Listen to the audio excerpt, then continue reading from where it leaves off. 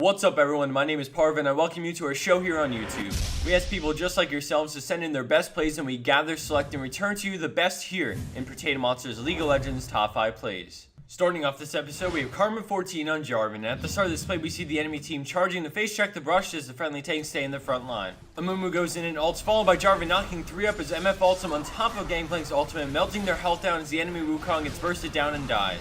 Right after, Jarvan instantly ults the Swain, locking him out of the teamfight and away from his carries as they assist him in killing Taric and Swain for the triple, Lee Sin for the quad with a nice Q, and then turning to catch the Ashe with a flash E for the Penta.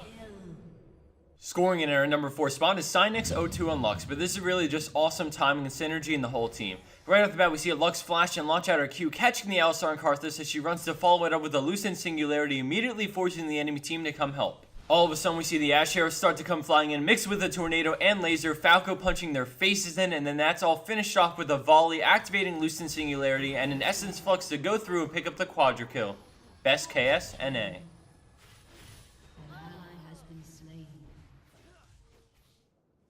Coming in at third place is Points of Authority on Katarina, and her teammate went to check Dragon and got caught, so she runs away with her and positions herself, seeing Malphite coming in. As the enemy team funnels through, Malphite ults him as Katarina starts up her ultimate, ravaging the enemy team from the other side of the wall. She picks up the kill on Taric and Shyvana instantly and then kites back and EQs for the triple. She walks back a bit and then uses her W and Shum posts the Corki for the quad as Malphite chases down Annie and eventually aces the enemy team. Positioning is key, and you can truly see the strength of two well-played champions that synergize well in this 2v5.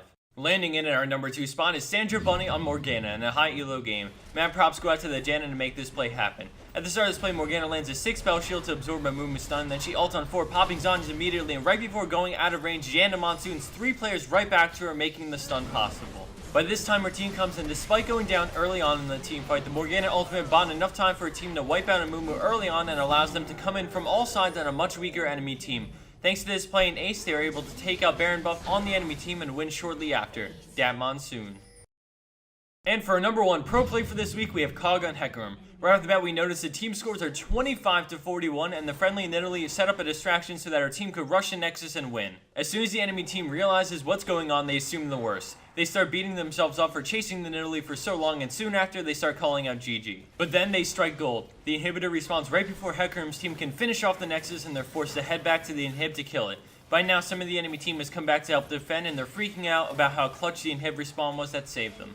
Miss Fortune dies, but they still go for it, rushing the Nexus for a second time as they bring it really low again, and then Hecarim gets exhausted and Janna monsoons his team away, so the enemy team finishes off his team, and he realizes he won't make it to the Nexus with that Udyr on top of him. He runs out through top lane, taking several tower hits, but escaping with a mere 65 health as the enemy team starts celebrating their win prematurely, forgetting that the one guy with no health has escaped. They chase him through their jungle for a little bit as he pops his E to gain massive movement speed and escapes. The enemy team decides it isn't worth their time to chase him down like they tried to with Nidalee earlier and decide to instead follow Ashe down mid to win the game. We now see the Ashe taking out the Nexus turrets and her team is running in from everywhere to join her. They still can't believe the comeback just happened thanks to the inhib and continue to celebrate, but we keep an eye on Hecarim, who hasn't given up yet. Just as Udyr thanks him for throwing the game that they threw in the first place but lucked out on, Hecarim makes his move onto the enemy Nexus as they beat on his Nexus, probably laughing their heads off, but he snatches the victory from them in the blink of an eye, baffling the enemy team.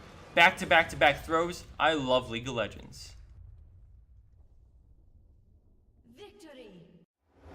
And for the bonus clip of the week, we have Asphyx on Nautilus doing what Spider-Knot does best. As the clip plays, I just wanted to thank everyone for watching and to remind you to like this video if you liked any or all of these plays because it helps out the show a lot. And let's face it, who doesn't think that Hecarim play is hilarious? Thanks everyone for watching and have a wonderful weekend.